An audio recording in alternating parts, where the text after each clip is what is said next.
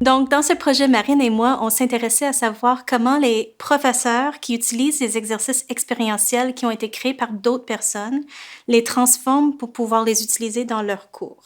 La plupart des exercices qu'on utilise ne sont pas des exercices qu'on a créés nous-mêmes, mais plutôt des choses qui sont publiées dans des journaux qui publient de telles innovations pédagogiques.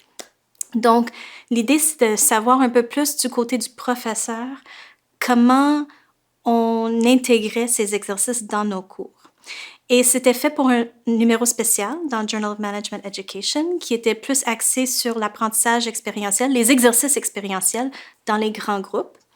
Et donc, on s'est dit que ça serait vraiment intéressant d'interviewer des professeurs qui utilisent un exercice qu'ils n'ont pas créé eux-mêmes dans des grands groupes pour savoir comment ils ont transformé un exercice lorsque les classes ne sont pas nécessairement petites. Et donc, c'est un petit peu plus de travail pour pouvoir les utiliser, pour engager, pour que les gens dans un grand groupe soient engagés dans ces cours-là.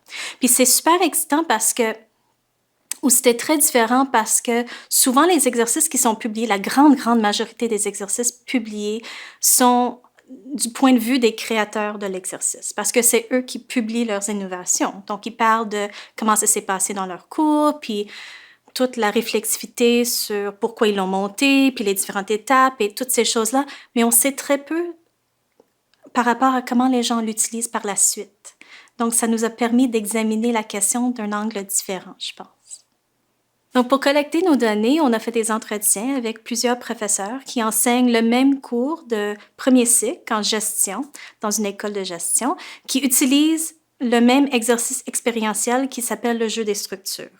Et donc, on a essayé de comprendre un peu plus les motivations à utiliser l'exercice, comment qu'ils le sont appropriés, comment ça se passe dans des grands groupes versus des petits groupes, comment ils se préparent, etc., pour comprendre un petit peu plus le processus d'appropriation de l'exercice.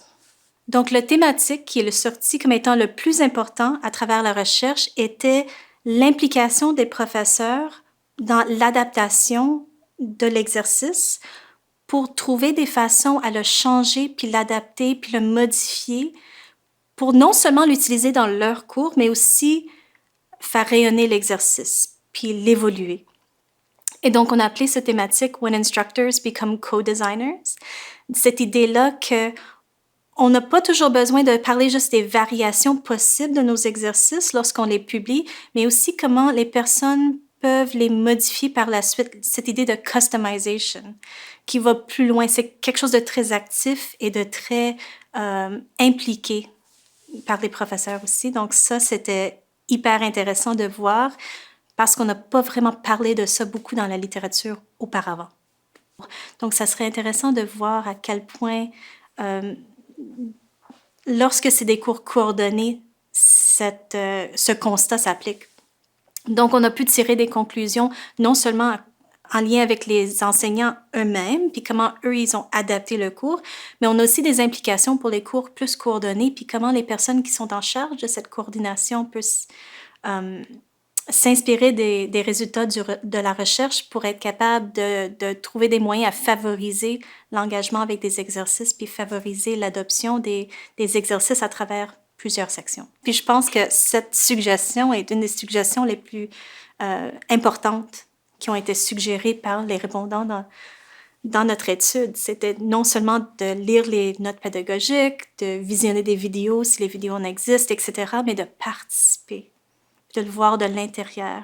C'était très important, ce que certains de nos répondants avaient suggéré.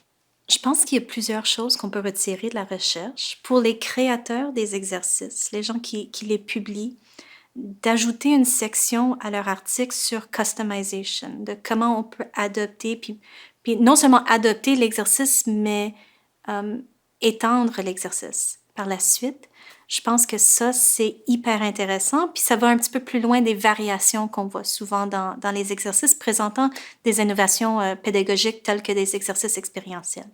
Dans les cours, je pense qu'on apprend énormément par rapport à comment les professeurs modifient les exercices pour les utiliser dans leurs cours. On peut lire des notes pédagogiques, c'est super utile. Ça nous aide énormément, mais il y a toujours une question de comment est-ce que nous, on va enseigner le concept. Est-ce qu'on est à l'aise avec la manière dont l'exercice est présenté? Est-ce qu'on a une idée qui va plus loin de l'exercice? Comment est-ce qu'on peut l'intégrer? Et donc, on voit un peu comment c'est fait par les professeurs par la suite et l'importance accordée à ça par les professeurs. Donc, faciliter cela en termes des articles pour les créateurs, c'est super utile. Et en plus, comme on disait tout à l'heure, les implications pour les cours coordonnés. Lorsqu'on a multigroupe, puis on veut utiliser le même exercice, il y a plusieurs moyens de le faire, il y a plusieurs outils qui peuvent être mis à la disposition des professeurs, les notes pédagogiques, des vidéos, etc., comme déjà étaient disponibles pour le jeu des structures, mais aussi l'importance de trouver une façon d'encourager puis favoriser le customization, la modification, de les impliquer dans le processus de création, parce que c'est pas juste des personnes qui vont utiliser quelque chose qui a été publié, mais c'est des co-designers. Puis lorsqu'on est en train de designer quelque chose, on l'aime plus, on va l'utiliser, on le modifie, on trouve des nouvelles façons de le faire, des nouvelles façons d'aider les étudiants à apprendre des concepts, de modifier l'exercice puis l'utiliser pour d'autres concepts, d'autres activités. Donc, je pense que ça nous donne des outils puis des réflexions par rapport à comment on peut faire ça aussi.